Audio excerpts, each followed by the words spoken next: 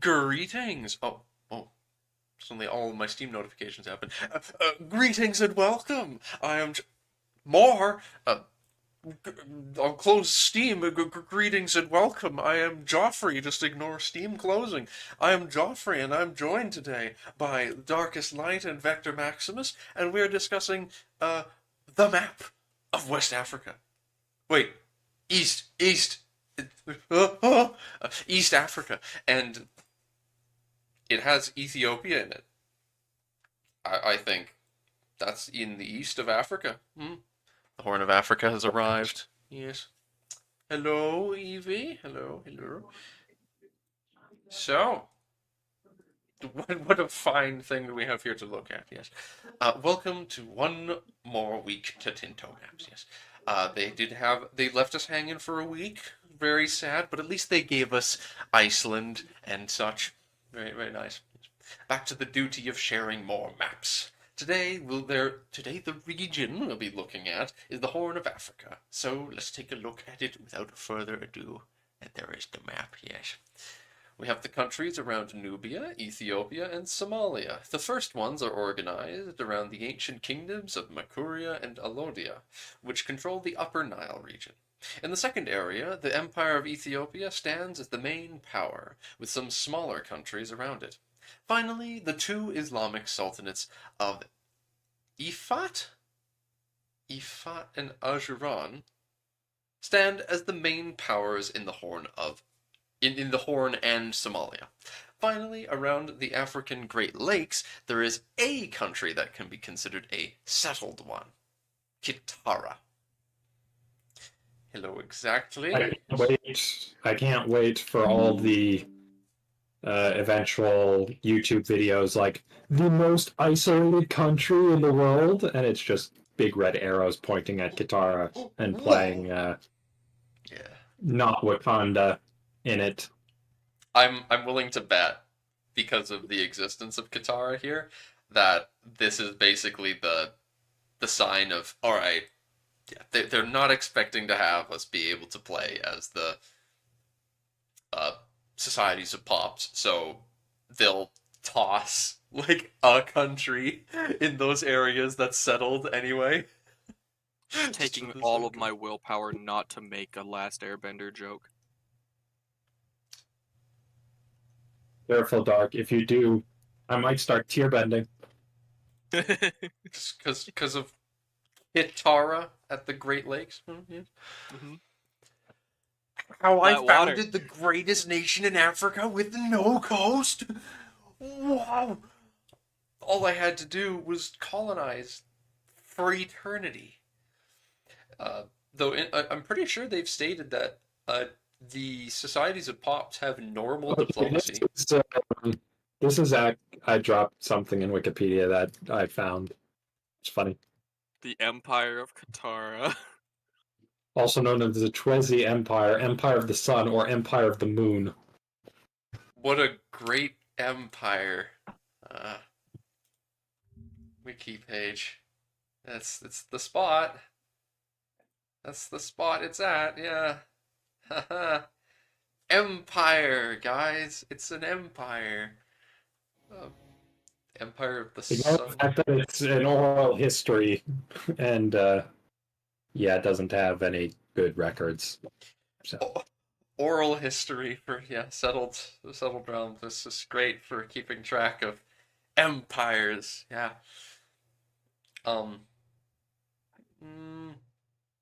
Notable population. There's really it's just dynasties. It's not going to tell us like what happened to it, really. There's a bunch of scholarly guesses up at the top for the time periods it might have been in. So. Per legends, it really is just a legendary. Like, people say this existed. Down in that box a little way, there's some estimates as to dates. But establishment, there you go. All that sort of stuff. So could be around for different people. It might have been around for a couple hundred years. For being generous, that'd be neat. But But that is very much out of the way. Though I'm pretty sure they stated that societies of pops have normal diplomacy, which would mean that you can uh, diplomatically, like as them, you would be diplomatically interacting with the non-state countries around you. Uh, Unrivaled in its time, literally, for it had no neighbors. Well, I do. Yes, I do think it's interesting that we've got a bit of a view of Arabia as well. Uh, Mecca and Yemen, I can only wonder. Did they say that Mecca is a subject of the Mamluks? I don't think they said. I would not be surprised if that was the case, though. 'Cause, you know, when it comes to the colors like this, it gets a little difficult to tell. It's because it's like, well, is Mecca a subject of the Mamluks? Is Yemen a subject of Mecca? Are they both subjects? Hmm. It's supposed to be at least a protectorate. Hmm. I see. Well, I'm sure that the religious and cultural map mode of this region will look very interesting once we look at that. Especially the resources are probably, because there's probably quite a bit of gold here. But continuing on, I suppose, from the actual countries here. Wait, what is it? There's this little tiny guy at the bottom of Pate. Acheron. Pate. I believe that has a tag in EU4. Oh, Yeah, I think so. I'm pretty sure I vassalized it a few times. Pate. And of course, Mog, as Armas had pointed out. Mog is very I mean, I know it's Mogadishu, but it's Mog. Yes. Well, Moog. Moog. That's the correct answer, Victor. Yes, it's Moog. Hope there is a lot of sand. Well, we shall see. Continuing along then. I do. Okay. Demont. That's very funny that you just have this one Demont right here next to Ethiopia. Ethiopian yeah, Empire. the indomitable village of Damotians holding out against the encroaching Ethiopian Empire. And speaking of which, there's enough space here, or however they do it, that you can see Ethiopian Empire. And I'm guessing, I don't know how this works. It's very curious, like how they actually decide whether or not it's going to show up the names. Because you'd think then that like Makuria is large enough, you'd be like, oh, surely it would have like kingdom or like Makurian kingdom or something. I don't know, but Normally it does Kingdom of Blank for, okay. yeah. Maybe there's not enough room for kingdom of something then. Yeah, fair enough. Yeah. And Yeah, there is a Sultanate Makurian of Ajuran, I think. on this map. Yeah, Makuria does have an exclave, and yeah, we'll see because there's probably a corridor that connects them, and that's what's going on here. But I assume that's the case. let us continue. Ah, this will show us the corridors as well, ironically. The dynasties. Dynasties of the There's the corridor. There are some historical ones, while others are randomly generated. The most famous one is probably the Ethiopian House of Solomon. I know that one. Where all their neguses come. The Walhma rule over both Ifat and Ajuran. And we have some others, such as the Medri of Medri Bahri. Oh. So Original naming scheme. I guess the family is named, like, the country's named after the family. Yeah, I'm guessing it. I wonder if it's because there were like two Baris at some point, and then so it was the Medri Bari, and then the other one just vanished. I don't know. Interesting thought. There's Medri and Badi, not Bahi. Bahri though. The Umar of Mogadishu and the Banu Khans of Makuria, or the Baranzi of Kitara. Yes. Solomon. is pretty based. You like the eye fat? Well, that's just cruel. How cruel of you to say. He likes them big. Like He some likes chunky. some chunky. I think what die here. Again, I don't know exact. None of us know exactly how colonization is going to work in regards to just blobbing over unowned land like this, but theoretically, uh, Wadai has the ability to go north or west, but I don't know how that works. Hmm. I'm gonna be curious to see though, because like as Ethiopia, like, oh, I want to just colonize all over that interior. Mm. The great empire of Axum. Yes, yes. Societies of pops. So, Not many. yeah, not actually as many as I was thinking. They've got a comment in farther down. Farther down, Pavia does a dev comment where he basically kind of breaks down how they decide, okay, what's a society of pops versus what is not represented at all versus what's a settled state, Okay. which I found really interesting. Well, I'll be looking forward to that then, because I was under the impression here that literally every group of pops was going to be in a society. Essentially, I'm summarizing, and it would do more justice to read his comment. But the long and short of it is, to have a society of pops, you need some sort of hierarchical structure. That's starting to develop. Chiefdoms or organizations and stuff like that. Simple nomads or hunter gatherers are not societies of pops because they don't really have any sort of larger social organization yet. That makes sense then. Because, yeah, you can have Oromo people, and the idea being that it's not a centralized, like, settled society, a realm, you might say, but it is you could very much describe it as a society, the start of a civilization. Just a group of people that all, like, coordinate with each other.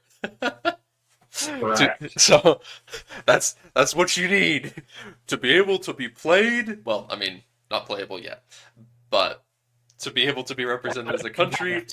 They get their own tech trees and shit. Yeah, that's what they need. Which is interesting because this means that you don't like. Here I was saying, oh, okay, there's going to be a bunch of societies of pops around the Great Lakes that the Empire there is going to interact with. But no, there's literally no one, which means that I guess they've got no one to contest them trying to expand. just the fact that there's kind of passive stuff of the pops that will exist there. They just aren't organized into societies. So I wonder how that works in regard to colonial revolts, for example. Because they can't take diplomatic action, but like, well, how does that work when they decide to revolt against you? We'll have to see. Sire, the peasants are revolting. I've always been revolting, Alfred. A new map has popped up. Here you can see the countries that we consider as societies of pops, as they were presented in the last Tinto talk. We have the famous Oromo people in the lands between Ethiopia, Ifat, and Ajuran, the Kunama, Gumuz, and Berta in the lands between Ethiopia and Alodia, and the Zagwa to the north of Wadai. There are a few more to the west, but I'll share that picture in the West Africa thread, and it's more appropriate there. There are more stateless societies of this kind that we would like to add in the future, if it's possible due to our schedule. Okay, so I get so possibly they might review and add more. Yeah, the game is still being worked on, shockingly. So this is not by any means final. Yes, and I imagine who gets to be, a society of pops versus, kind of that not represented at all is going to be fiercely debated by some people on the forums. Yes, I'm sure.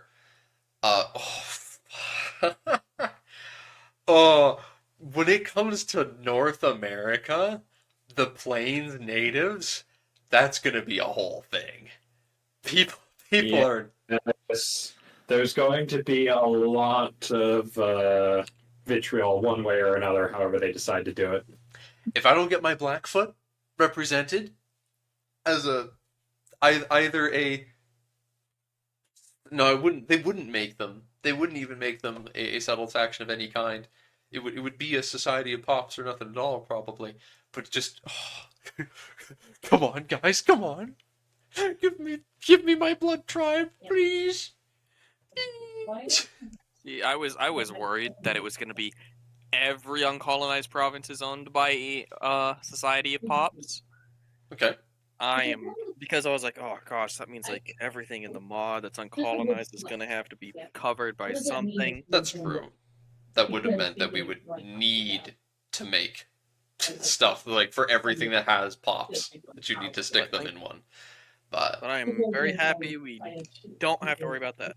we can, in fact, have regions of the map when we had the colonial sections and underground stuff and all that are just they're just empty. They're just empty. There's no like eventually they'll research tech and become settled or something. No. Though it is interesting that theoretically. It's the not. Sorry. Sorry, didn't mean to interrupt. Continue.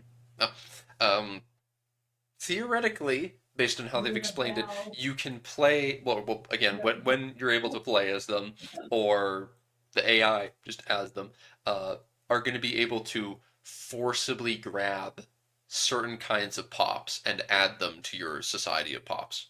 However that works. So maybe there is like a bunch of Oromo people, for example, that aren't in their society, and you can attack for them somehow. Again, I don't know, but if they end up managing to make them playable for release, please do. Then I guess they'll tell us more in a dev diary specifically about that, probably.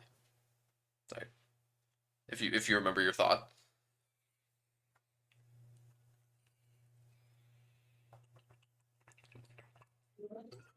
Vector? Sorry, somebody called out to me. What was the question? I just wanted to know if you remembered your thought from before. Oh, I was just gonna joke that obviously the ones that don't even get represented by the Society of Pops are the not puppets because they're savages, barely even human, only fit to work the fields. Exactly, yes. The shifters. The shifters that'll be hanging around your Eastern Elven Empire thing. They're just pops. They don't even get the dignity of an acknowledgement. Fun times. Locations.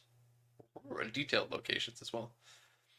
You might notice that the density is quite unequal. Unfortunately, the archaeological findings for the period are scarce. Especially out of the most known areas and a lack of urbanization in most of the territory has made finding of proper non-anachronistic settlements quite a challenge. Keep this in mind when making suggestions.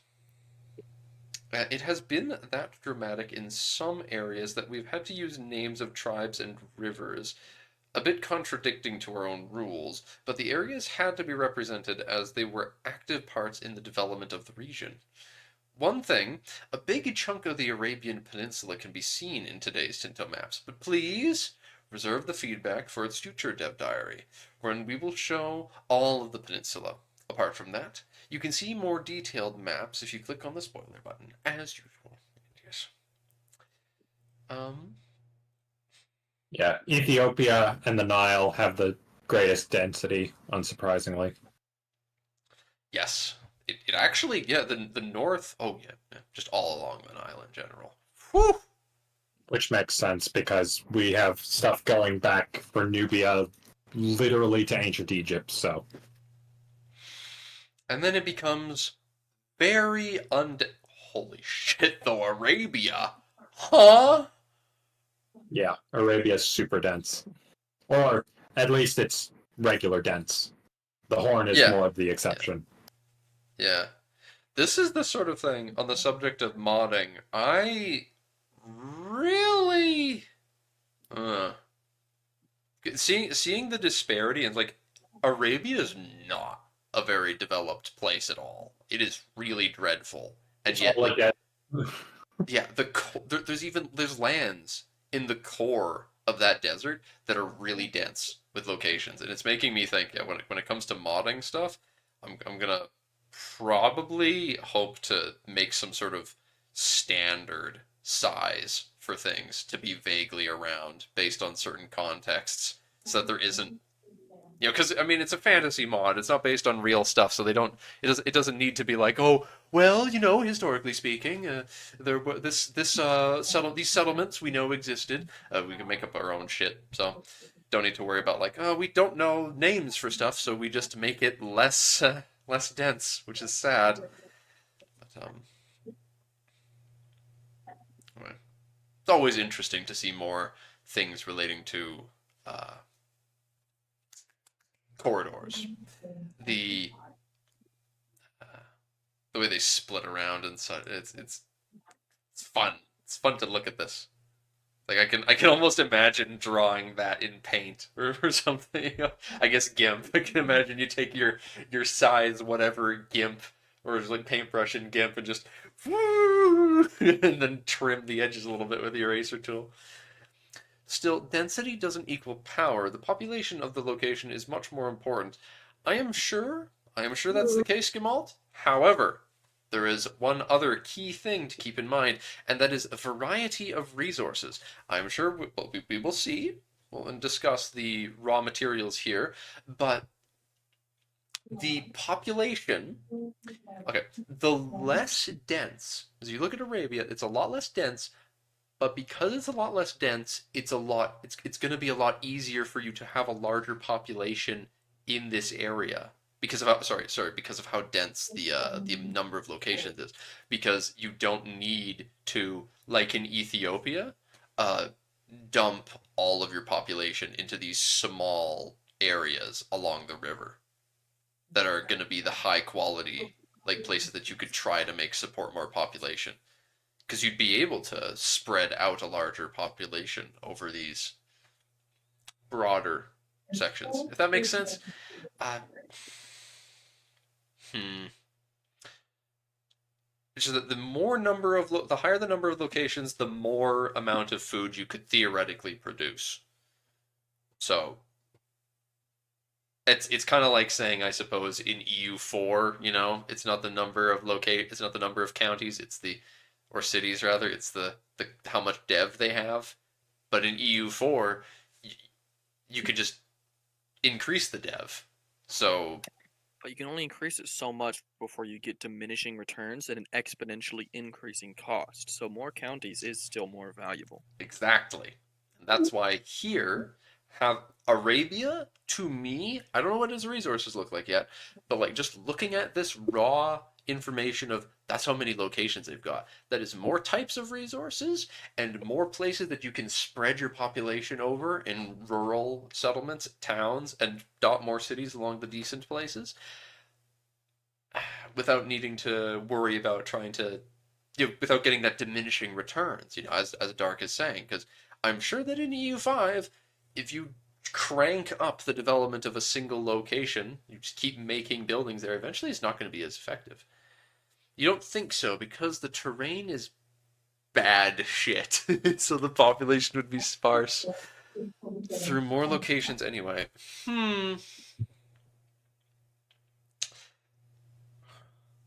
But you do, I imagine, you understand my point, though, Gemalt. The point of it feels somewhat like arbitrary. See, when it comes to, because we know the reason they're doing it like this for here is because they've got more information about settlements in the Muslim world than they do down here. But for us making a mod, we get to decide all of that stuff. So that makes more sense to me, at least, I mean, I like suggestions and having conversations about this. Like, to me, the logic makes more sense that you'd want to have it be a more unified style, more consistent in the amount of density.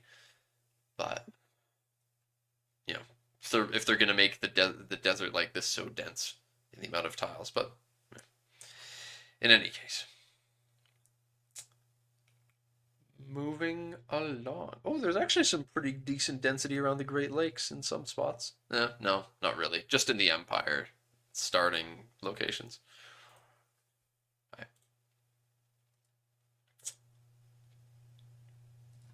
think we can move past the locations now then. Let me close that then.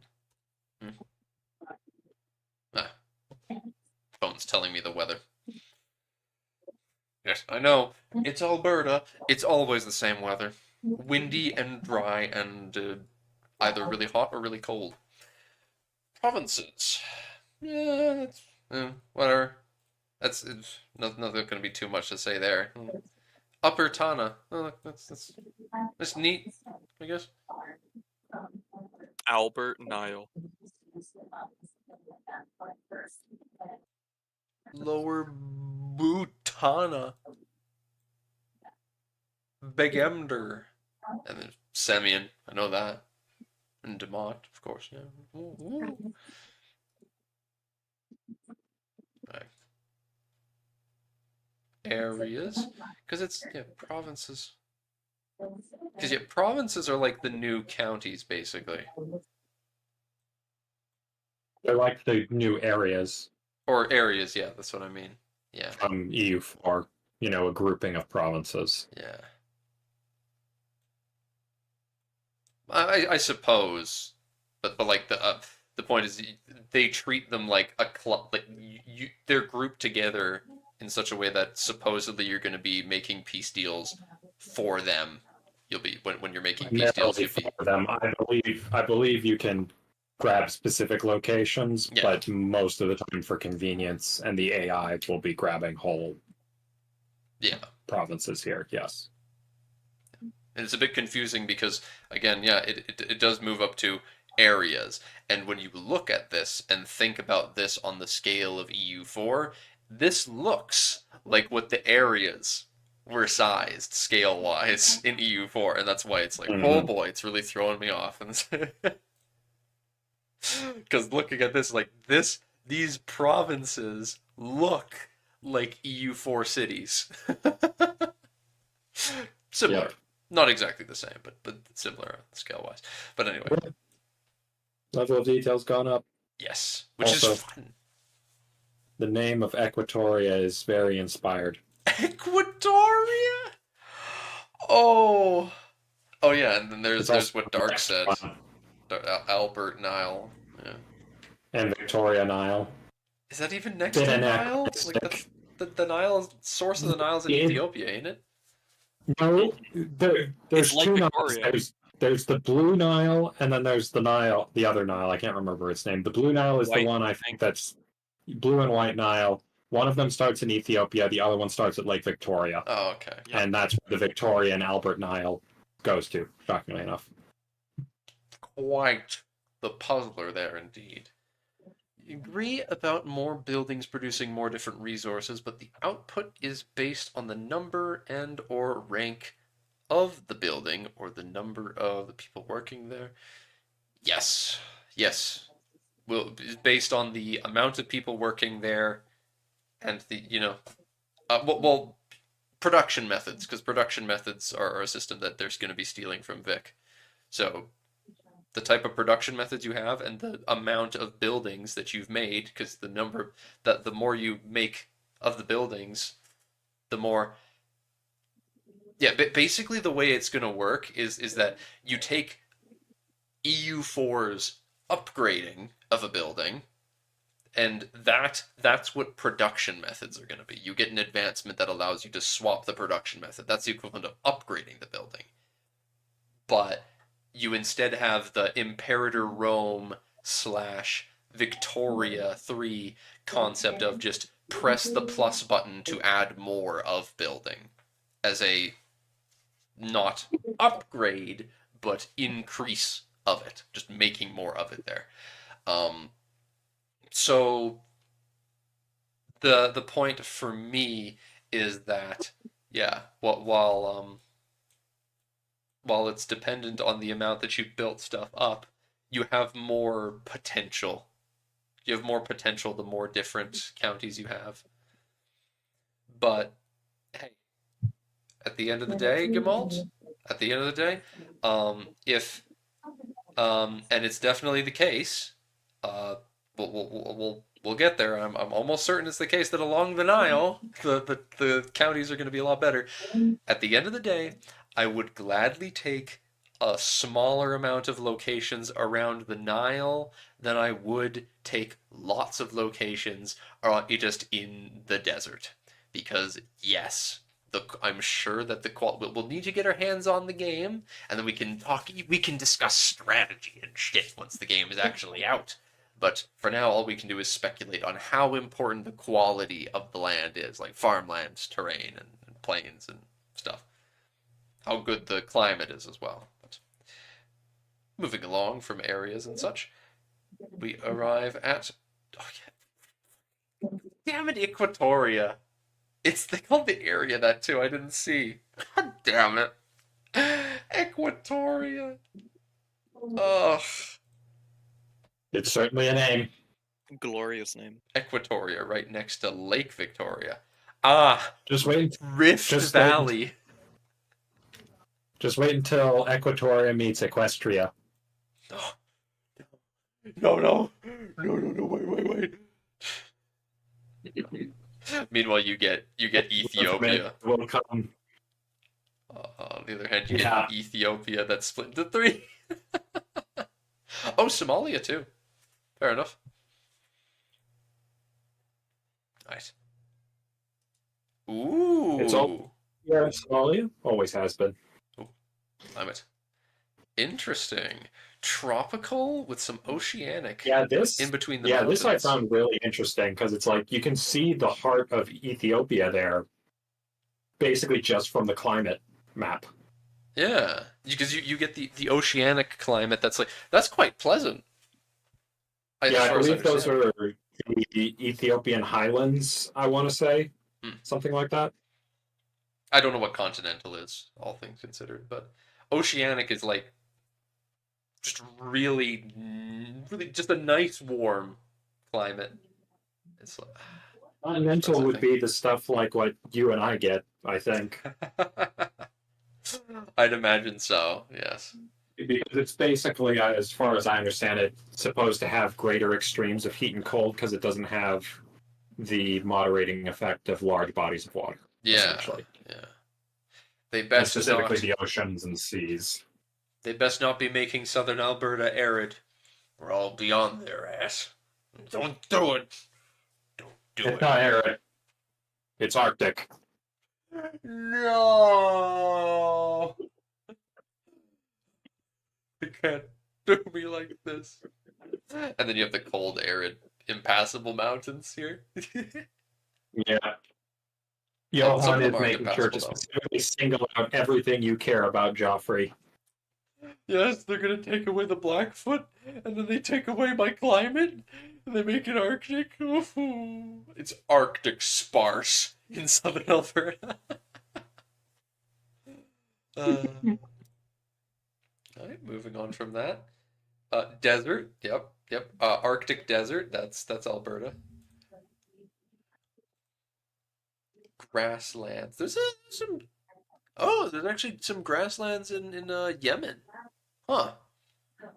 A little bit, yeah. That's the most lush part of Arabia, basically, is that part of Yemen. Why can't it be on the coast?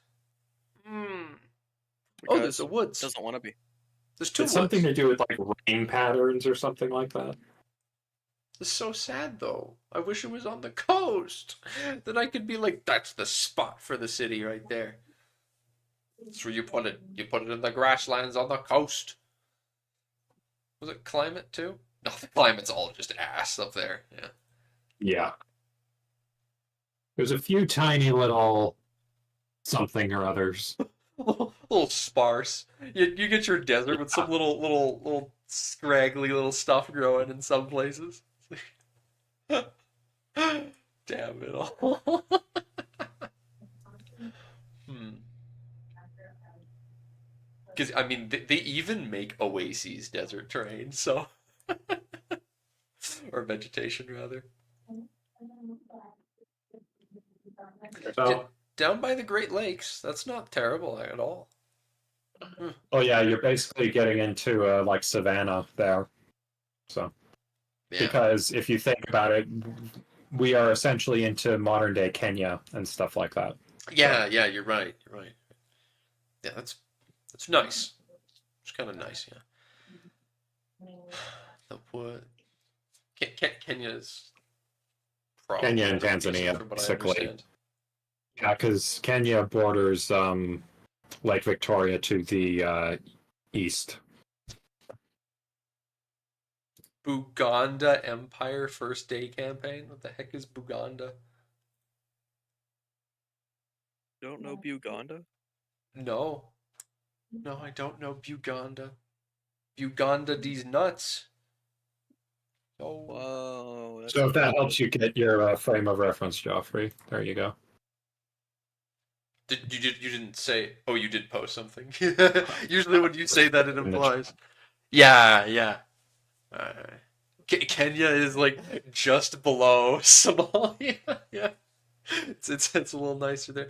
Oh, though some of Somalia's coast right now is still grassy kind of. Okay.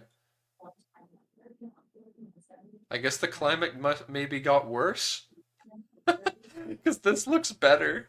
This map Yeah, looks no, sure. better than what I thought Somalia looks like now, and then that map makes it look even more so. But yeah, day one, first campaign, Kitara, obviously. I got a water ban with the Great Lakes. Mm, Moog's pretty tempting though, or Demott Cannon to escape. Please escape, help! I need Ethiopia it's circling me and I don't feel safe. Me and we'll escape from the city. Anyway, terrain. The terrain types of the region are quite interesting and diverse. It's marked by the Rift Valley, which creates different biomes, such as the Ethiopian highlands and plateau, or the African Great Lakes. That also marks a divide between the arid, tropical, and oceanic climates. The vegetation of the region also ranges from desertic, okay, desert, desert, yum, to That is a weird sparse, term. to jungle forests. And one more note, you may also note that the marshes have been renamed to wetlands, as we could put some work into that suggestion for the last week. All right, that makes sense. That's a little more broad than marsh. Yeah. Wetlands can cover more areas. You'll see the terrain type used more then, which I appreciate. I like that more than just seeing places where like, well, it's not exactly marsh, so we'll make it flat land. It's like, no! We sounded like a crow there for a second. Yes, hills dotted around the place. It's where you put the forts. It's where you put the forts. Remember, you line up forts on those western areas, and then you keep Ethiopia safe because this is all gonna be Ethiopia soon enough. I mean Katara. I mean the Water Tribe. I mean Yeah, the Water wetlands. Tribe. The wetlands. Yes, it shall all be the wetlands soon enough. Joffrey got tired of seeing fantasy settings with the Riverlands and the Reach, and he decided to go with the innovative names of the Wetlands and the So, Rift Valley. so you Yeah. didn't like Game of Thrones? What? Huh? Why would you think, hey, look at that really cool way that the plateau there, it's like a different color for some reason. Isn't that weird? I wonder what Wow. that means. Yeah. Huh. So that's interesting Pretty and neat. so cool Yeah, and and there's quirky. look at all Wow. these narrows around. Huh.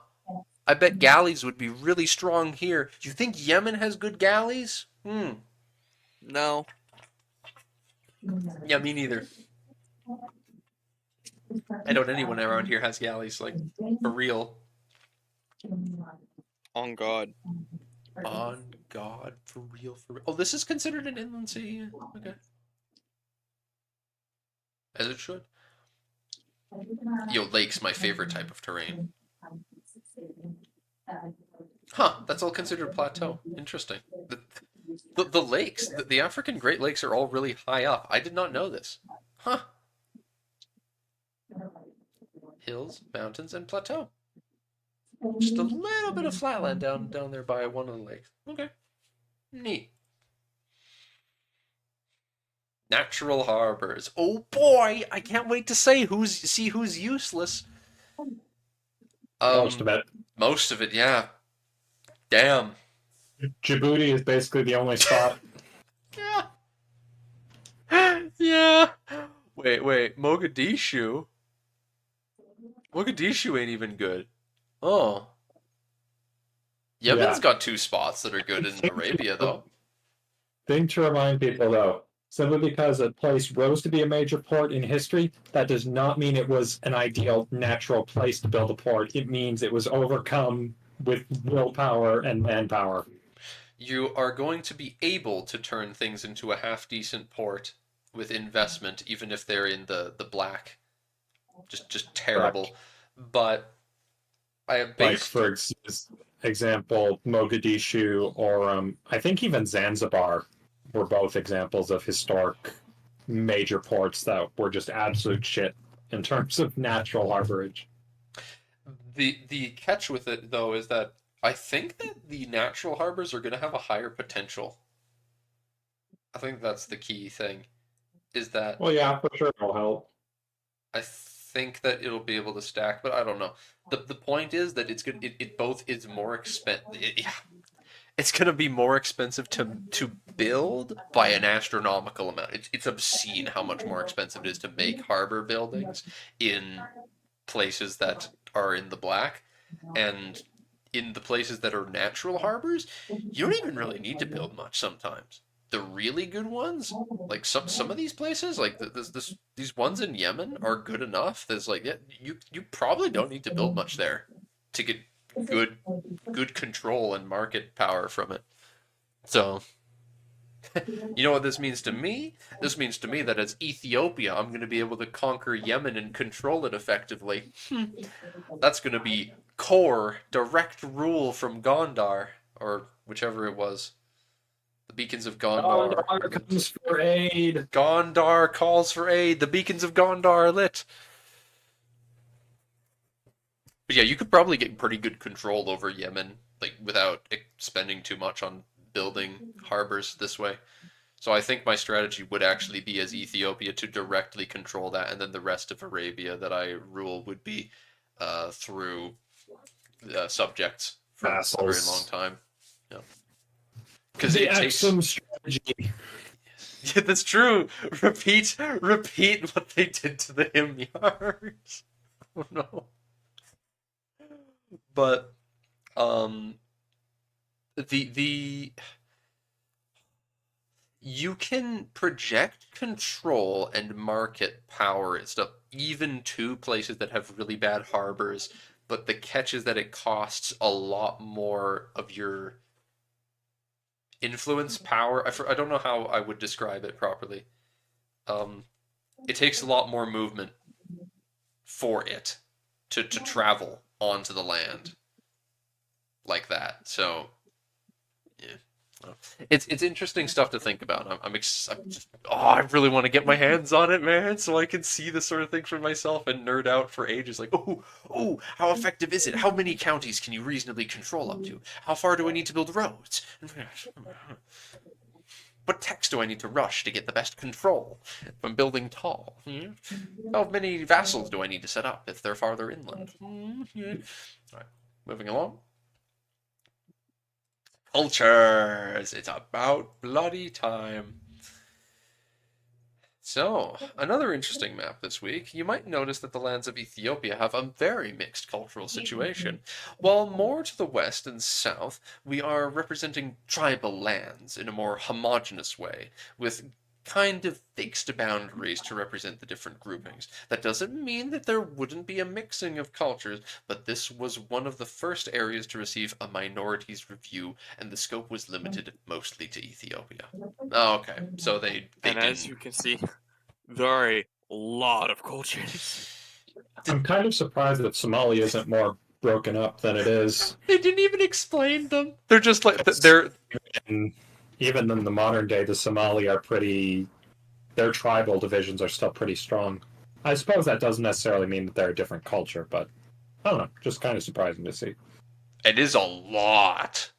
Like they it's a little strange to me that they didn't even explain a little bit of it because they're just going all like, oh yeah, they're grouped mostly and will maybe be adjusted later because they have not reviewed it. They've not reviewed the whole area yet. They mostly just reviewed Ethiopia's minorities. Yeah. Speaking of which, oh my god, I want to vomit. This is like everything. Anytime that I'm looking at the HRE map compared to this, oh, Ethiopia, my poor baby. What? What the that's gonna take a lot of work. Yeah. This is gonna take hundreds of years to sort out. I mean, it's still not sorted out in the modern day. I mean, it might be a little, but not by much. Yeah. So Amhara is the traditional ruling elite of Ethiopia. Okay. I mean, it's the color, so that makes sense. Yeah. Playing as Ethiopia, that is me day one, and then for the just eternity, having both of my counselor, just however many cabinet ministers I have on cultural assimilation. Go, help fix this. This empire is going to shatter into a million tiny pieces. If we lose, yeah, it's like if we ever have a crisis, this whole empire is going to explode because the problem is that EU5 isn't just using cores. They're not just using like, oh, EU5, EU4's whole like, oh, these culture, this culture is the primary tag for this. Nope. Nations are going to be able to appear for much more petty reasons because they're talking about the fact like, oh yeah, you can just create new countries just like day one. You can just make up a new vassal, whatever. Just be like, oh, that county, you're going to be the duke of this, so you're going to be able to have whatever. The Afar people can probably split into several different countries with no like, oh yeah, they're this culture, so they default to this core. Even if you culturally converted all of this area into one culture, you could probably, realistically, like the Somali, I mean, yeah, as you're saying, it's like, Somali really feel like they should be split up more, but realistically, even like this, they could probably shatter into a bunch of different countries if things go down, just like any other part of the map. And I'm curious to see how that works. I want to know what would cause someone to theoretically just revolt and want to become an independent realm, but we'll see.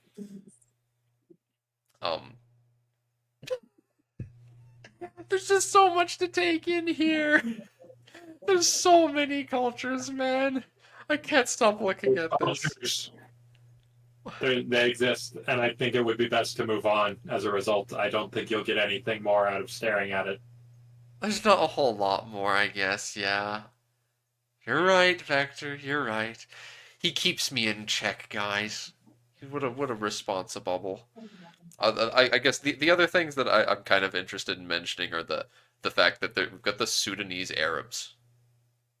Ah, another one of those names that I know you're Yeah. very fond of. I love these names, yes. Like Baltic German. I don't think they're called that. I don't think the Eastern Baltic. the Western Baltic are Oh, is it Western the Baltic or the Eastern? Western Baltic. What Western Baltic is the name of grouping together a bunch of Baltic cultures. It's not the Germans. The Germans actually have a different cultural name that is like I don't remember what it was, but it was a nice name. Oh, In yeah, fact, it was German Silesian. That's what I'm thinking. in fact, the culture Prussian, I'm pretty sure, is the German culture in Prussia, It is. It is. which just oh, they lumped the Curonians, Prussians, and someone else into the same Western Baltic culture, which is someone needs to be strung up for that. They could do this. They could do this, but and yet they do Western Baltic.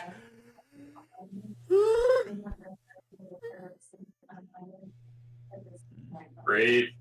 Right. Moving along. I'll breathe. Religion. Ah, they haven't replaced the animist cultures here yet. This is sad.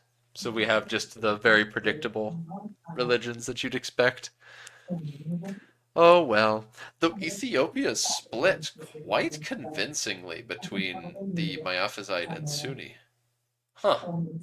I mean, most of the people based on where it is. Like the southeast corner is probably not that populous, relatively speaking, but still, that's a decent chunk of the country that's Sunni. Uh, and these borders of Sunni, yeah, without the minority pops being fleshed out and reviewed, this is far too. This looks far too clean. But in Ethiopia itself, they've done the minorities, and it looks quite nice. I believe. I think it looks very nice the way that it's. You get all these little bits of the crossings over. And yes, Makuria as well. Very split. Very split. And there are Shia in Yemen. Shocking. Very shocking to see Shia in Yemen, of course. Whoa. Never would have guessed. Another interesting map. Miaphysite and Sunni are the more widespread religions in the region.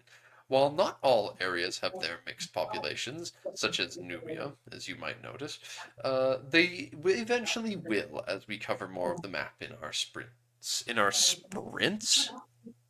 They do little just sprints at covering little stuff. sprints of pumping out content and diversifying the pops. Makes sense. Animism is completely placeholder, as usual, and you might see some pockets here and there if you have specific. And you might see some pockets here and there. So, animist is going to be almost entirely a placeholder faith. However, they're saying that sometimes you'll still Where see there's it just a used. complete dearth of information, it might still Yeah, remain. Yeah. they might still use it anyway. It's essentially the ultimate fallback for if they have no information whatsoever. Very sad, very sad. I really, there are because that is the biggest turn off from any motivation to play a region, is to see you have just animism, or the default shamanist faith as well. Though I'm pleased to see that the plains That's natives. mostly just the uncolonized bits that are animist, though. That's true. You know what? That's true. There's probably going to be very few of the places that end up being societies of pops are going to actually be animist. So the fallback, because yeah. Now that you mention it, yeah, okay. They're mostly just going to be the uncolonized. There's no society of pops there either, because if they've got enough information to make for them to be like, yes, it's reasonable for there to be a society of pops here, they probably also know enough about their beliefs to make something, at least. Or to lump them in with another area based on what they learn. Now, and I am not, yes, as just so I'm not turned off to a region just because there would be some uncolonized lands that do not have societies of pops. The places that are literally just waiting to be colonized. Those places, I do not mind having the placeholder if necessary. You may also notice a purple minority inside Ethiopia. That is representing the Beta Israel Judaism in the province of Semyon, of course. Purple? Oh, that's what that is. I didn't even think about that. So that's a different type of Judaism faith? Huh. An Neat. entire nation of Beta. It's the Beta faith. Insert. Where's Mysterion when you need him to make his like Ohio, retake Ohio jokes? You gotta retake Ohio. Ohio. Ohio gozaimasu. But yes, surely you just gotta do Jewish Ethiopia run. It's the best around. Oh boy, here we go. Oh, oh, oh, whoa, wowie, wow. Here comes resources. Wow, Dark. Look at all this ivory. I didn't know there were narwhals in Africa, to be honest, but like, I guess there are. How do they live on land? Do you know, Dark? You seem to know a lot about narwhals because you like ivory.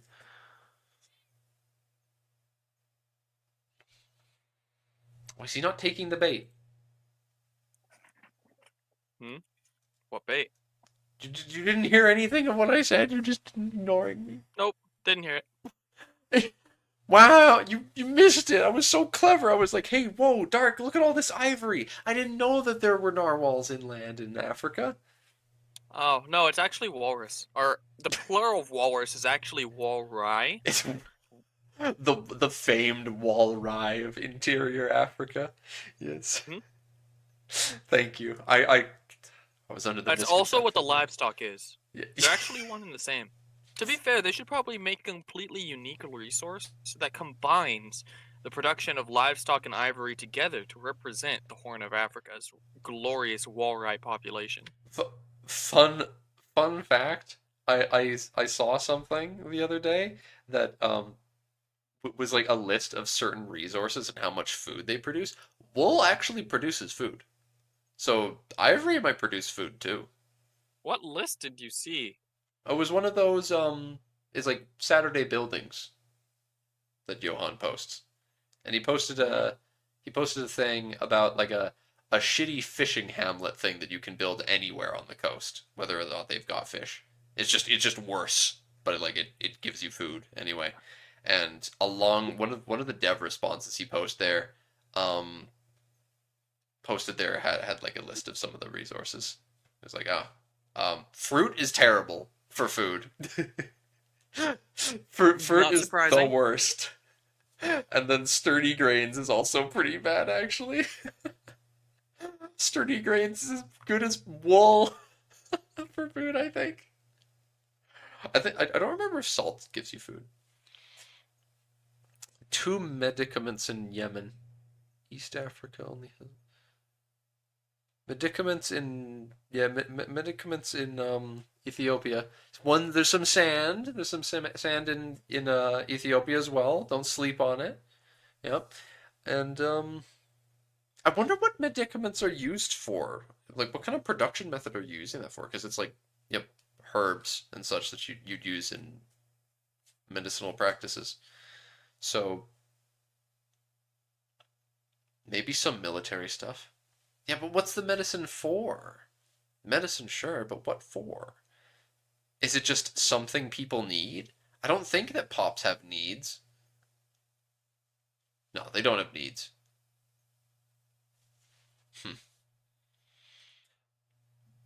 East Africa, too.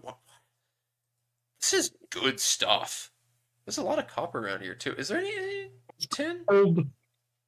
Lots of gold everywhere, man. It doesn't let up. It's just so much of it. I don't think there's silver. I haven't seen any silver. Oh, yeah, coffee too. Huh. Interesting. There's a lot more coffee here than there is in Yemen, even though Yemen's the place that's famous for coffee. But the southern tip of Egypt has gold too, actually. Medicine against disease, I guess. Yeah. Uh, alum. What even is alum? I don't remember. We had this conversation, but I don't remember what it is. Also, dates. That's right. Dates are really bad as far as food goes. Oh, there is some tin. It's incense and tin in the Horn of Africa.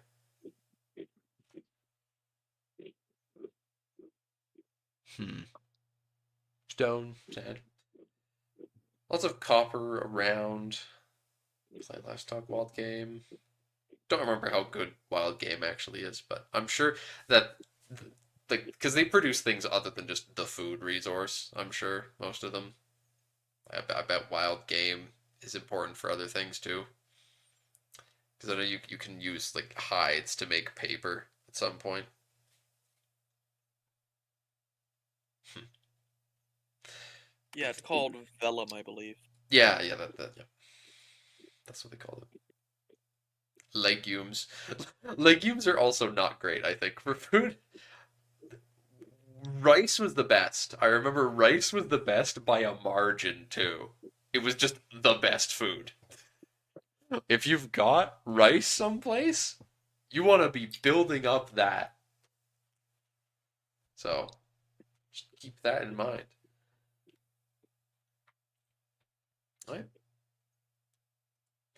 Big chunk of this region is livestock as its main raw material, while also having some agricultural goods like wheat or sturdy grains here and there.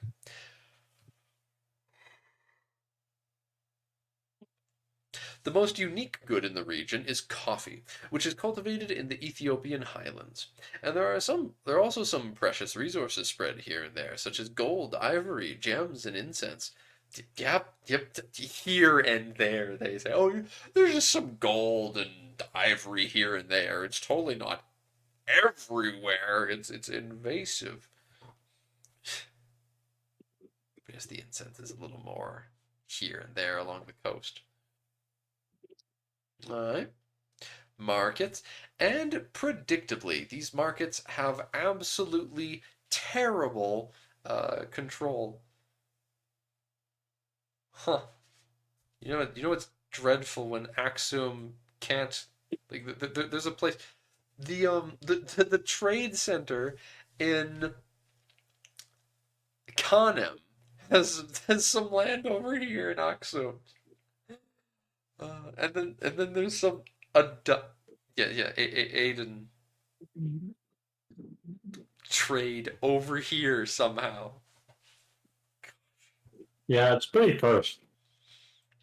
Mogadishu's got good control over its neck of the woods, though. But there appears to be one coming from Kilwa, I imagine, that's got a big stranglehold over a lot of coast and the Great Lakes too. Yeah, in Zanzibar. Ah, yes, yes, it would be Zanzibar, of course. The main market centers of the region are Aksum and Mogadishu, with Aden slash Adan being the main one controlling the access to the Red Sea. There are some weird calculations going on in the Somalian. Weird calculations in the Somalian inner lands that are already reported, and we'll take a look at why that is happening. Yes, please. They must keep re-evaluating. Yes.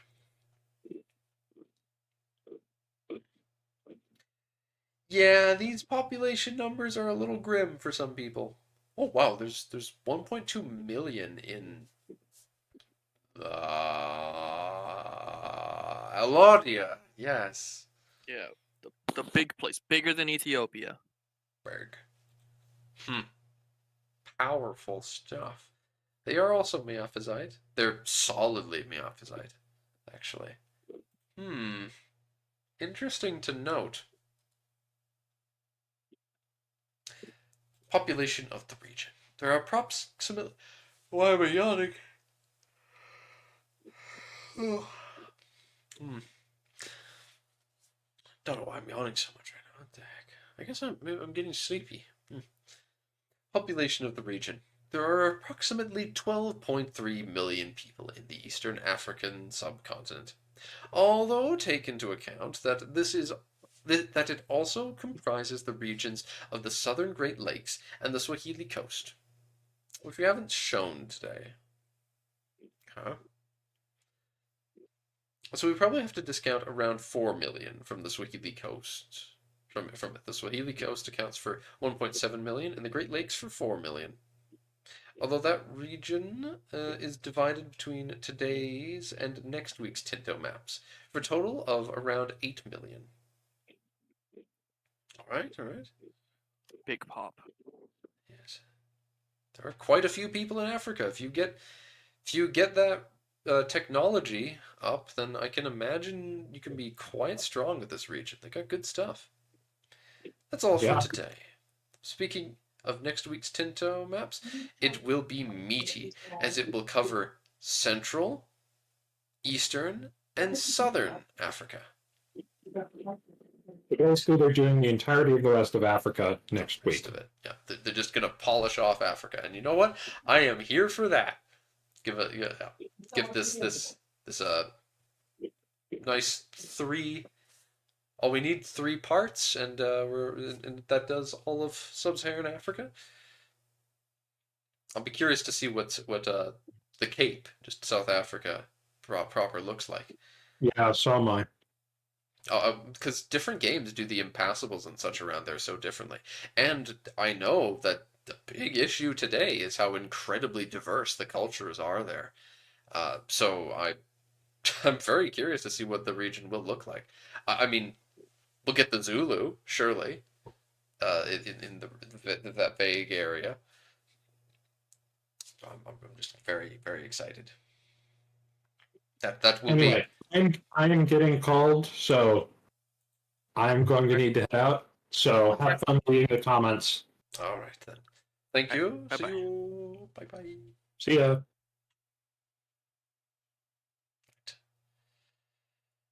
Doing the final touches on the region. Feedback soon, TM. That's why they don't promise dates where they will present the reviewed information. Oh. Joffrey is tired. Yeah. Oh, tired EP boy. bald man. Bald man EP.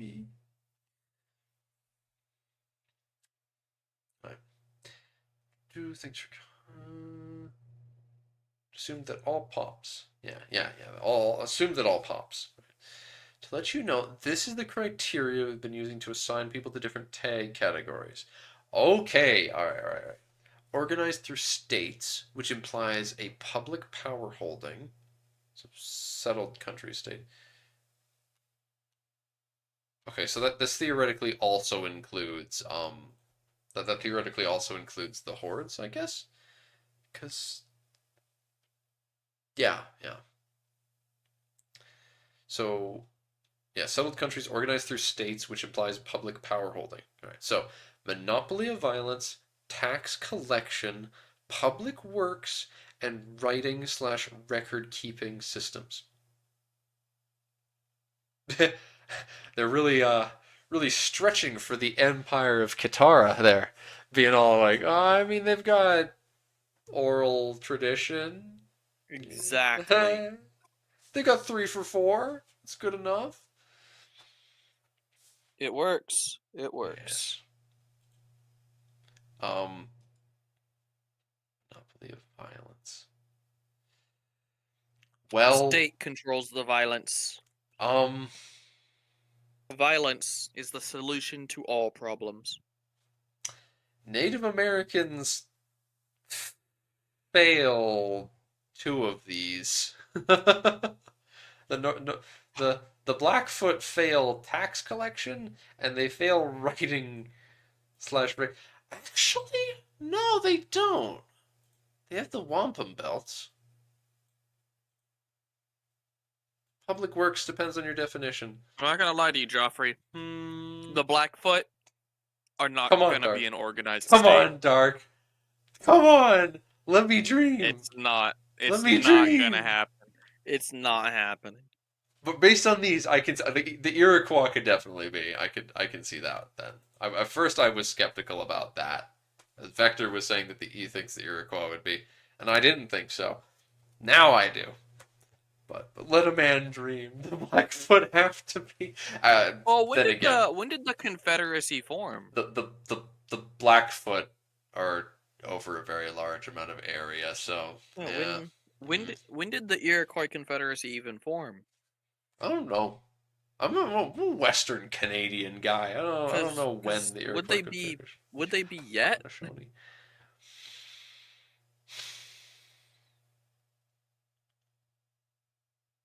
Because I think we do have the information on when that happened. I don't think that's a case of like, oh, it's in the ancient past. We are our ancestors beyond knowing. All right. Well, if you'll do that, then I will. Yeah. Societies of pops, stateless societies. 1450. Whoops. Sometime between 1450 and 1660. Yeah. The Onondaga aren't in charge. It's. Yeah, the Mohawk, Oneida, Onondaga, Kayana, and Seneca. All my homies know the Onondaga are in charge. The others are just. They're just the stools. You're just a stool. Pushed out a fat stool the other day. Looked like you. I'm sure everyone in the chat wants to hear that. It's their own fault. It's all of your fault. Yeah. I don't know where I'm going with that even. So, societies of pops / stateless societies. Don't call them that. Please don't change the name to stateless societies. I don't like it. Societies lacking a state properly, but have some complex organizational features, such as not necessarily all, but some. Okay. Chiefdomly authority, permanent settlements, agricultural development, some kind of taxation. Well, fuck, I guess the Blackfoot just... the Blackfoot are only one of these. Oh no. Oh no. I'm in danger. At this rate, they'll make the Kai and I just non-tags. Oh no. Oh no. Bands. Bands. Bands. Oh no. I know that term. Oh no. What is that? Don't do him like that. Yeah, can you explain to me what that might mean? The Kayanai tribe is split into many bands. Huh. Interesting. Yeah, it's the Kayanai, the blood tribe of the Blackfoot is the name for just the vague group over northern Montana and southern half of Alberta. The blood tribe is for the corner of the province, vaguely. It's where the Kayanai are. And the Kayanai specifically split up into several bands. Uh-oh. Uh-oh. This ain't good. Oh no. Simple societies, usually hunter-gatherer or shifting agriculturists, don't organize around power structures, but through horizontal ones. Their pops won't be part of any type of tag akin to EU4 natives. Tell me, Joffrey, are you thinking that there's any hope for the Blackfoot? Oh. Dark. Oh no, I think that 85% of Plains natives are gonna be 85% of North American natives are gonna be the just pops. No societies of pops even. Oh no. Oh no, this ain't good. Which is why I'm happy that the only native people I really care about are the Inca. Why though? This is so sad. No. Please hear my lamentations. uh, Blackfoot in shambles.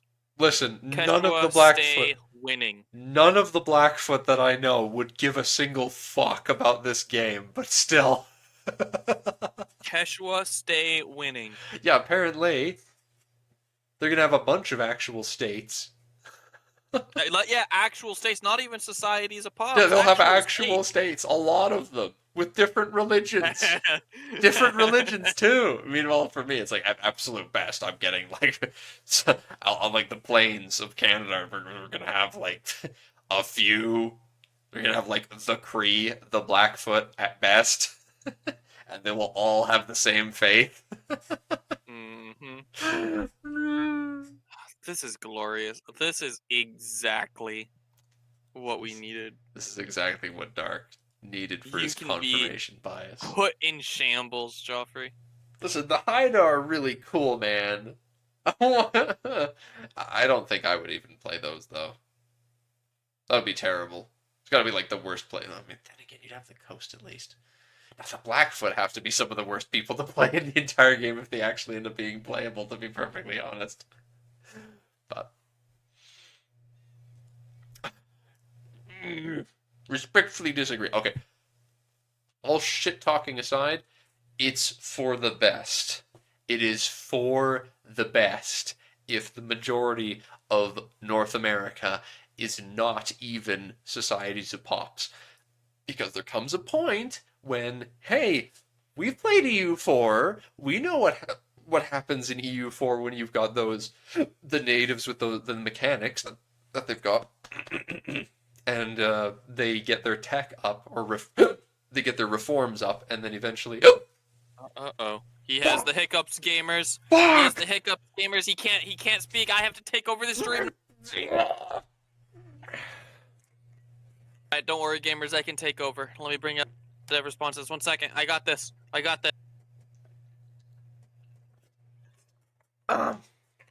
Hiccup solution, spoonful of sugar and vinegar. Damn. If only I had some. Just on me. You know what I do have, though? Oddly enough, I have a fruit roll-up. For some reason. My little bro moved away to the big city and today, and he gave me a fruit roll-up. So, Wow. I have that now. That's sugar. Oh, the hiccups are gone. Anyway. Oh, yeah. So it's good, because in EU4, the Hopi and Navajo would not like being grouped together. The Hopi and Navajo would not like being grouped together. Yeah.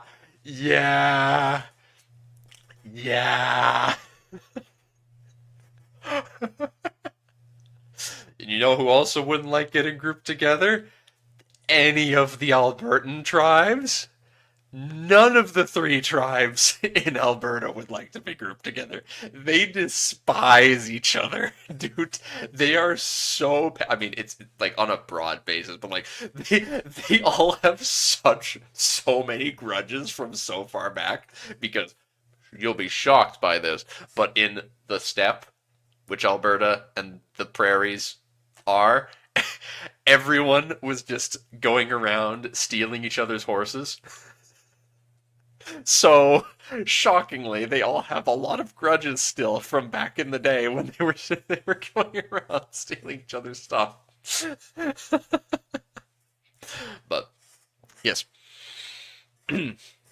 So it's for the best that you aren't gonna see in EU5 the same, like, because for any of you who play EU4 now, and in the future, I guess, I don't know, but anyone who sees this and you play EU4, the way that in modern EU4, the natives, because there's so many native tribes in EU4 on the east coast of the US that they'll make their federations, they'll unite the federations, they'll settle the tribal land, and you will be there, and it'll be 1520, and half of the eastern seaboard is just the, the, the Cherokee Nation or something. I don't know, the Powhatan Confederation, things like that.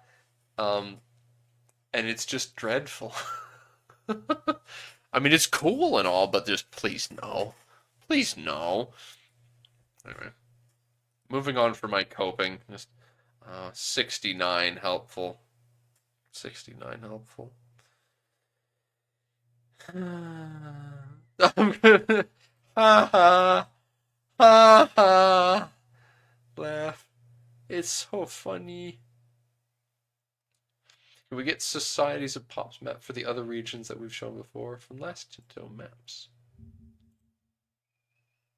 Oh, nice. Epic. Epic gaming. Right. Holy shit. The Sao people. And inside of the Sao people are the Manudara people.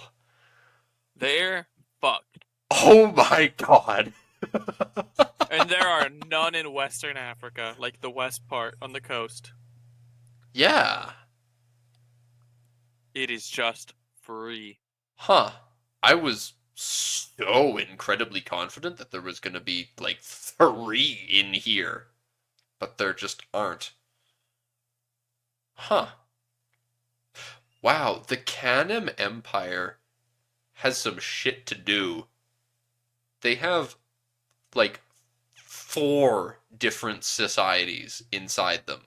That is a lot of pops that are tribal and not.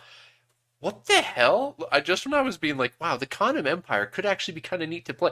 I don't want to play that. I don't What do want to you deal mean? with There's this so many people you can just integrate forcibly. I don't want to have to declare war on the Sao people who are probably allied to like the Mali or something. They'll probably be allied to Tuaregs, and then I have to fight them all Just at win. once. Just win with your superior soldiery, your superior technology. Yeah, the famous Kanem Empire for their tech. You're probably gonna have like 3 more advances than the Sao people. Mm-hmm. Your spears are gonna be half a foot longer. It's true. They've developed the long spear tech. They've developed the technology to carry baskets for more spears. So when you throw a spear, you have more. And you can stab when they get to you. It's a pretty big brain, if you ask me. But this is great. This is fantastic. I do like that. Like the Sao people here, they're almost entirely inside other countries too. That's one of the things. It's like, okay, I like this is a really good proof of concept as well. Like, and the Tuaregs are also in a lot of other people's lands. I think. Oh wait, no, it's not really other people's land. That's mostly unowned. But point is, yes, this is great for just like really reinforcing for me that the idea of having some of those societies of pops at GameStar in our mod just along the coast of the Crescent and such from people having escaped. And then you also add we got to make a unique type of army-based country that like has some sort of passive income so that it's okay for them to not just instantly have to attack someone, because you won't be getting manpower normally if you don't have land as those. So we got to do something that gives them like some passive manpower replenishment. Same with probably income or something. I don't know, but we'll make something work. Make it interesting. That's the point. I want that. I think that is going to be one of the things that we can do to be like, this is an interesting and worthwhile situation, even with this small amount of the map that'll be in at the beginning, just so that to check out these different situations that can play out. This is very far from final. Okay. Important to know. It's very far from final. Oh, Jordan. brother lived in Ghana, and when he moved back, he watched one of the new Star Wars movies with him, and he kept laughing because the aliens were speaking African language. Oh no! That's great that he knew the language too. Oh my gosh. Dark, what do you have to say about this? Did you know? Did you know that? That they use African languages? I was not aware. That is very Although funny if honestly, this I, is I true. guess it makes sense. It's easy to just use an existing language than come up with some other language. grab, I guess, yeah, because there's so many languages in Africa. Yeah. I mean, there's so many languages all over the place, to be honest, but grab one of the ones that are less known about to the wider world. That's really interesting to think about. You would have people that would just know the words. Couple. Couple people, yeah. Just a few. Like, yeah, 3. No, that would be a few. It's very far from final. I'd say that the countries are only perfectly fitting around Lake Chad area. There will be tons of tag countries when we review this. There will be tons of tag countries when we review this Tinto map. As you might have noticed, there are plenty of tags that would fit into the different categories, which are not fitting now. We shared this placeholdery stuff on purpose because we thought that it would be a much more efficient to make an in-depth review of the region after receiving your feedback on the dev diary. We will then share the rework with you and receive additional feedback about it, as being our usual review loop. I think that this is fantastic. This has been so far a very interesting and engaging way for them to make progress on the different regions of the map that they're doing. It not only is exciting for us to get to look at the stuff they're doing, it's also helpful for them to see people's reactions to it. And hey, turns out there's a lot of very knowledgeable people who play Paradox games that can give them insight that they didn't necessarily know, which is wonderful.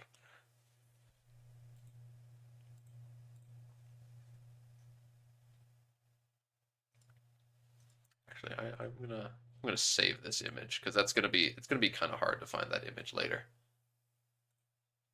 So I'll download that one.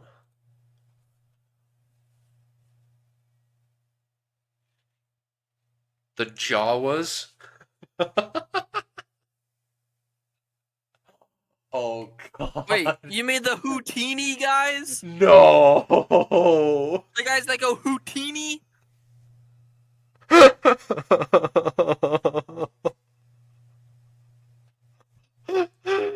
No.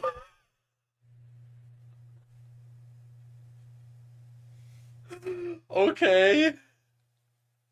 Well, thank you, Ben Harder. You're shattering Dark's world right now. He's totally looked this up already. He is already scrolling through a wiki I page have right not. now. Oh, I have not. that silence of yours after you're exasperated.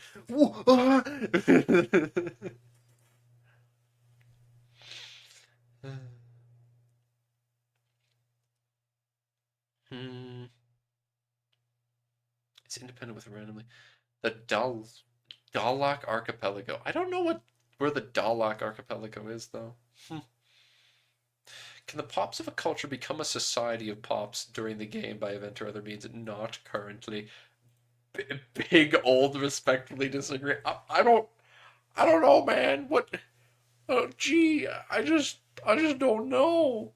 I think I imagine that there is a way. No, it's probably not. Maybe there's a way that you could code. Maybe you can. There's a method for being able to code a society of pops into existence mid-game through an event. Because he says it's not possible to do it, but I think by that he means it's not something that's going to happen in the game as of now. So Pavi is getting it. But I am. There's almost definitely going to be ways to spawn them via event, though. Yeah. Because Like, I mean, they're saying that it's not gonna happen as of now, but I'm sure that if we wanted to, we could make it happen. And I am sure that we would want to somehow. Uthini means what are you saying in Xhosa? I assume is how you would pronounce that. Just figuring this out as well. The tail end of this Tinto Map stream has suddenly turned into Star Wars fans to reevaluate their understanding. You see, Joffrey here is not a big Star Wars fan. No, I'm not. I've seen 2 movies. He's Star Wars obsessed, non-stop. That's all he could talk about. Yeah, Whenever he's what I not on meant- stream, that's all he talks about. What I meant was Star Wars. I've only seen 2 movies today. Today, yeah. It's rather unusual. Severe thunderstorm warning for Alberta? Excuse me? That's not allowed. It never rains for more than 5 minutes at a time here.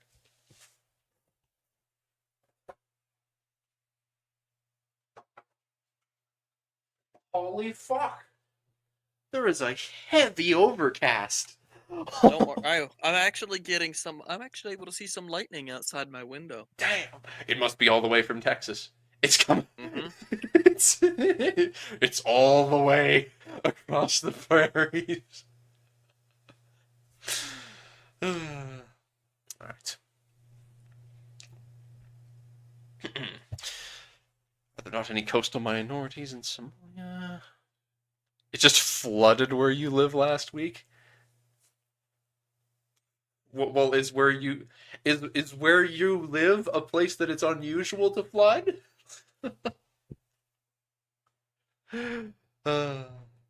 Because spoiler alert, it doesn't really flood here very often. Though there is a river valley, and the river valley floods. Though never enough to kill the maples.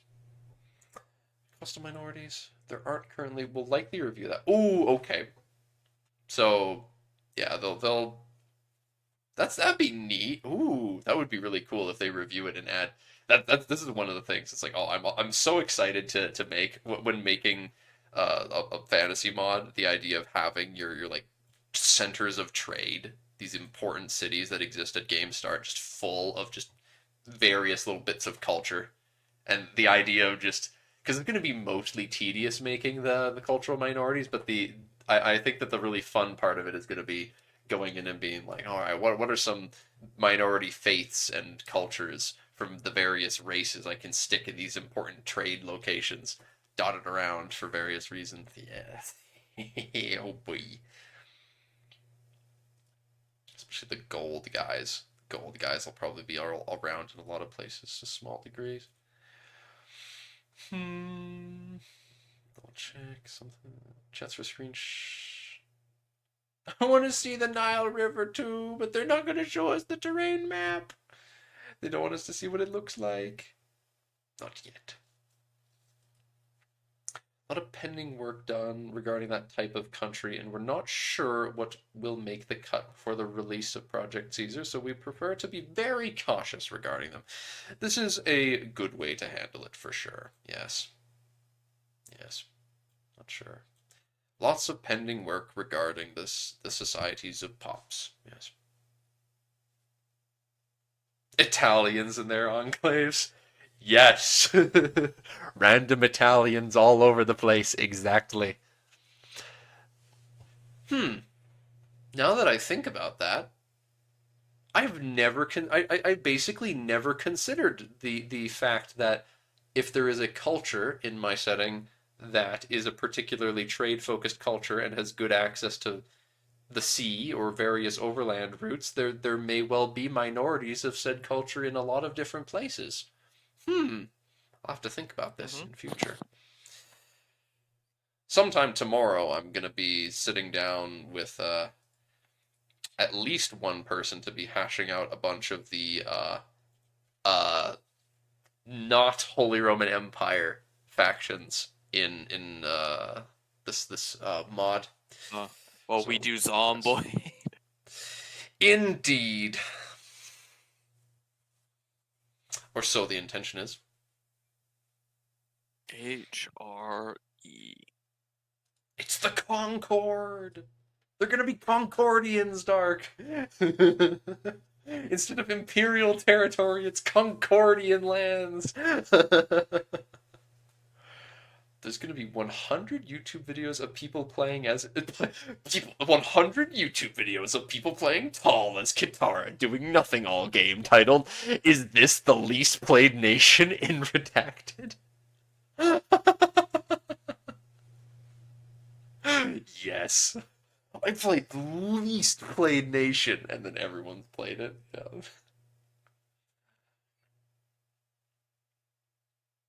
Yeah, I would like a map that just shows the full Sahara since we've seen all around it and like the bits of it separately.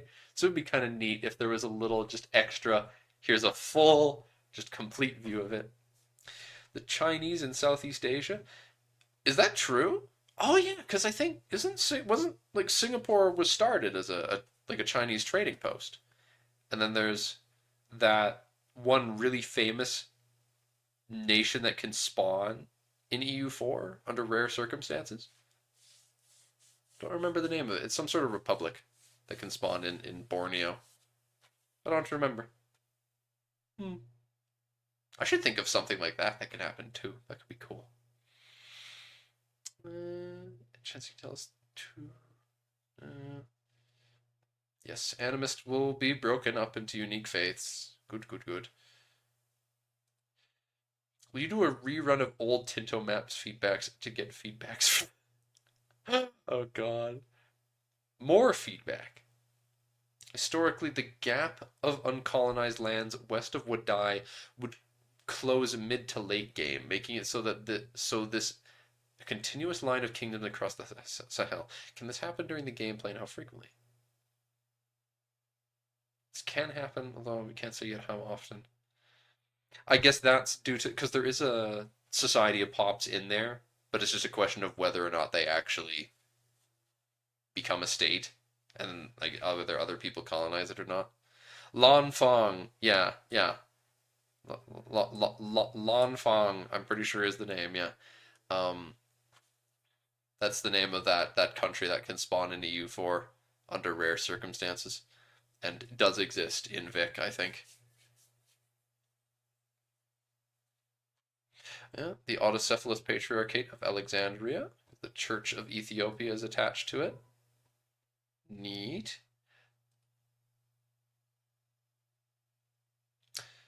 What the frick is this location sizes? Seems the granularity approach only meant for Europe. There are areas in these regions which are akin to Europe, like Ethiopia, and from there, location density needs to be augmented, as other areas need to have bigger locations to make them fit.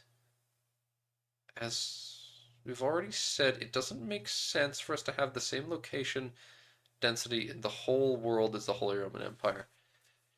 Yeah, I guess. Doesn't make me happy about it.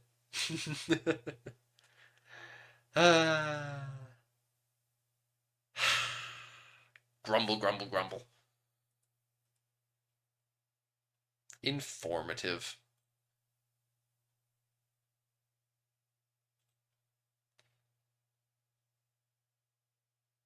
Beta Israel's a separate culture, and those pops would fall under our criteria in minority pops. Okay, they're part of the Ethiopian state. Yeah, that makes sense. Are you really sure about doing the rest of Africa in a single Tinto map? Also, will Madagascar be included in this? Yes and yes. Why is there a no? Respectfully disagree? The heart eyes. Yes, love. Maybe.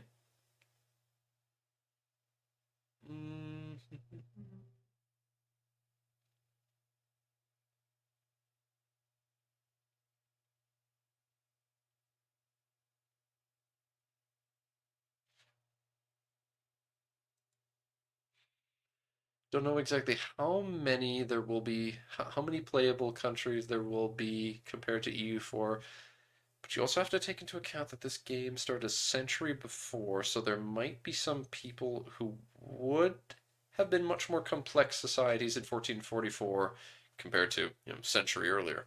Makes sense. As sad as it is.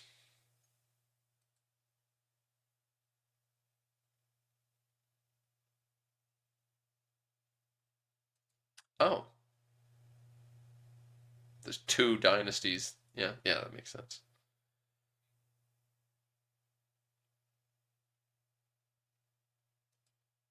Three times three. Location can only be 3 times as big as any neighboring one. It's fine for us to have locations in the world ranging from 100 to 10,000 pixels. By the way, the smallest locations in Ethiopia currently have 200 pixels, which makes for some very dense provinces. Yeah, I guess. That's interesting. This I need to take a screenshot of this. That's the philosophy that they've hinted at. They've mentioned every once in a while that they've got a sort of philosophy for how they manage it. Ooh, green and red. All right, I'll tip the scales in my favor by agreeing, because that's not a bad idea at all. That's something I should keep in mind for sure. I like that philosophy of you need to have a gap. There needs to be a way that it progressively becomes larger.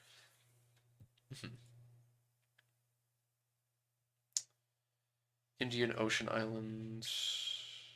2.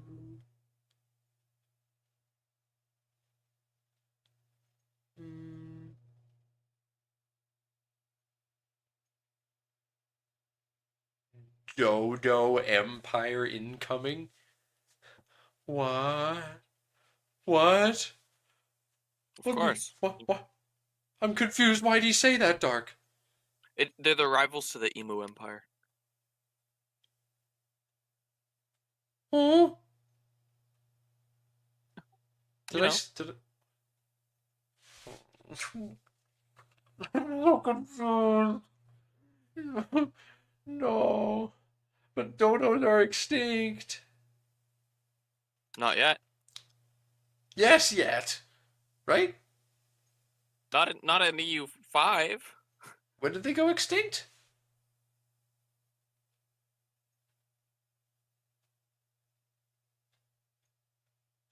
$1681. Oh. Oh.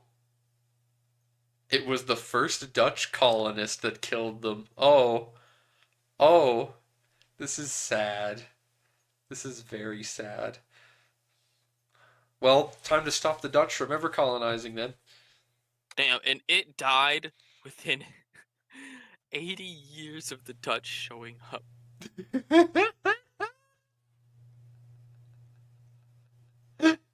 They went extinct within 80 years of the Dutch arriving.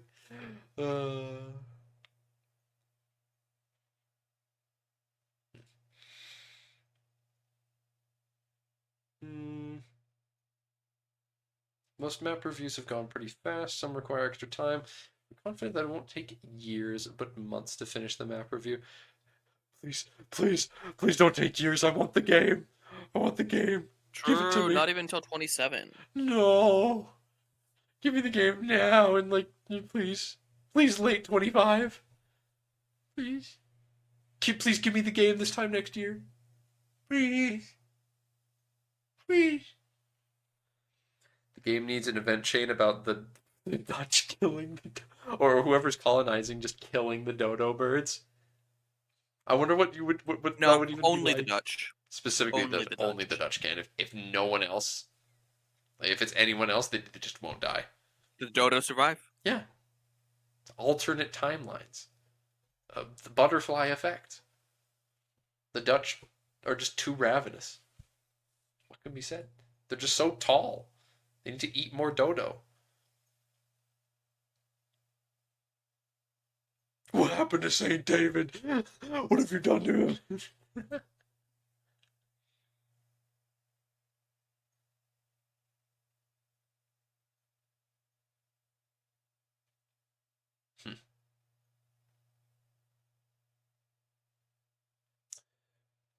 Affected wastelands. Horizontal societies? Huh? Huh? Horizontal societies which are not represented by any type of tag in our game, neither settled nor a society of pops, but they aren't empty land. Oh, okay, so just by horizontal societies, they just mean insert population here. It's EU4 uncolonized land. Makes sense. Some people are very displeased about this.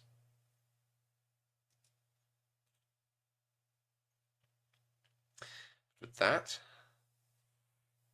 take another look to see if there's any dev responses to some interesting things, which they won't have.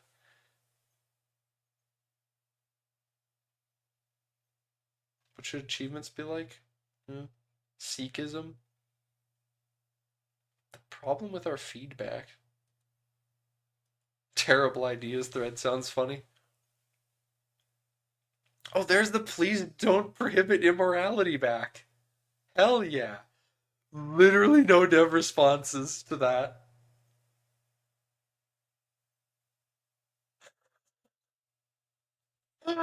Hundreds of posts, not even a single dev response. Please don't prohibit immorality. Someone wants to be able to press the funny button. Oh no. But with that, I think that's it. Don't think there's anything to look at in Iberia feedback.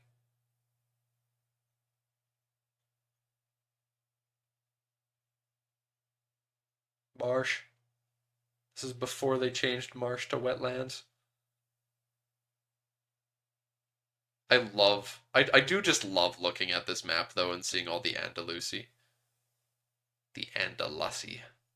The Australianese. I don't remember what the blue is though. Little blue lines. I don't remember either. Because there's a few. That looks kinda. That's Gascon. Gascon. What is a light blue silvery light blue tinge? That's Languedoc. I got no idea.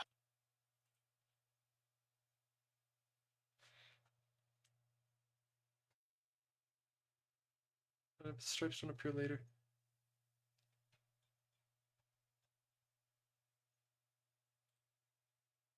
Locations added.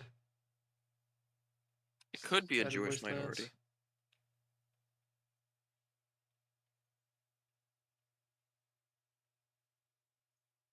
The changes in cultures are more evident than the changes in religions.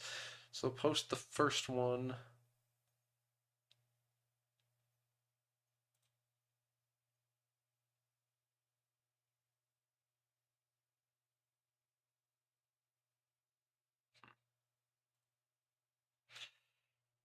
Yeah, it could be that they're Jewish.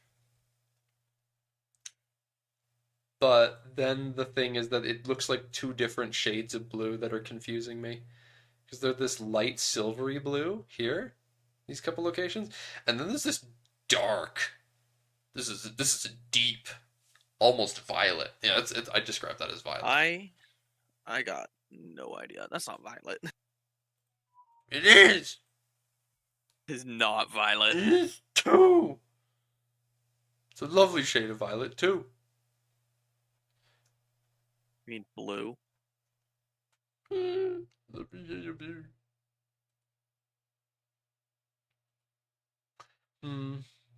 Maybe there's a.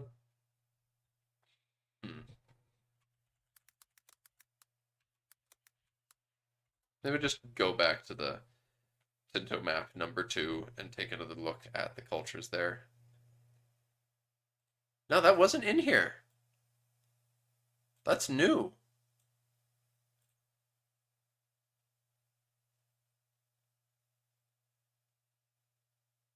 Huh.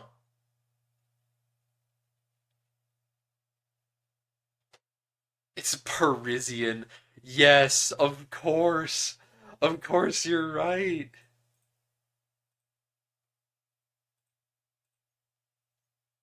How could it be anything but? It's the Parisians in the... I mean, there is definitely a lot of French there. but it's Gascon. Well, I don't know.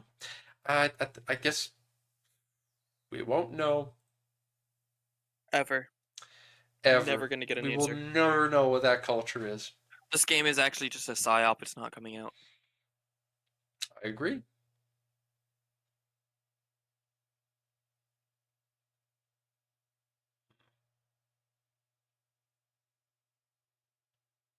Blue striped. Hey, there is an answer. It's Sephardi. Yep, it is Jewish people. It's Sephardi minorities in Aragon. All right, all right. Now we know. Bada bing, bada boom. There are in fact Jewish people hanging around. Shocking. All right, but with that, I do believe we are out of interesting things to rant about for now. So, It is over. what was the main Tinto talk? I remember what they say the next one was. Yeah, Something. I don't remember. it was something I really wanted to see though, but I don't remember it now.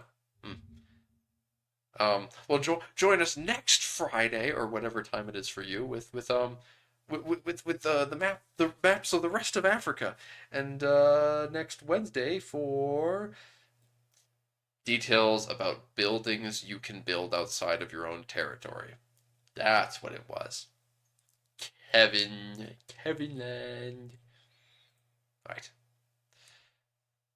But with that, I must thank you all for watching, and I hope to see you next time. Bye bye.